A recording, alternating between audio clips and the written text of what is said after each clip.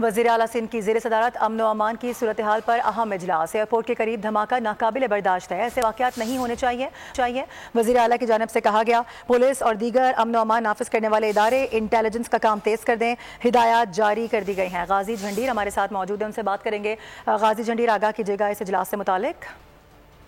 جی بالکل، وزیر اعلیٰ سندھ سید مراد علی شاہ کی صدارت میں امن و امان کے حوالے سے آج ایک اہم اجلاس ہوا ہے، جس میں وزیر داخلہ ضیاء الانجار سمیت چیف سیکرٹری اور دیگر انتظامی افسران نے شرکت کی ہے۔ آج کے اجلاس میں وزیر اعلیٰ سندھ نے خاص طور پر کراچی میں امن و امان کی صورتحال پہ بریفنگ لی ہے اور ایئرپورٹ کے قریب دھماکے ایک ناقابل برداشت قرار دیا ہے۔ وزیر اعلیٰ سندھ کا کہنا ہے کہ ایسے واقعات نہیں ہونے چاہیے۔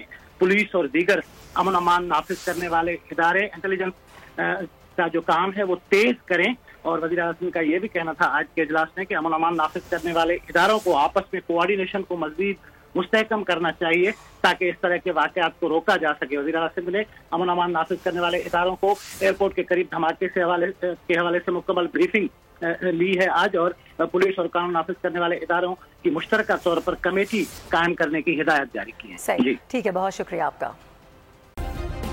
سبسکرائب کریں اور بیل دبائیں تاکہ کوئی خبر رہ نہ جائے۔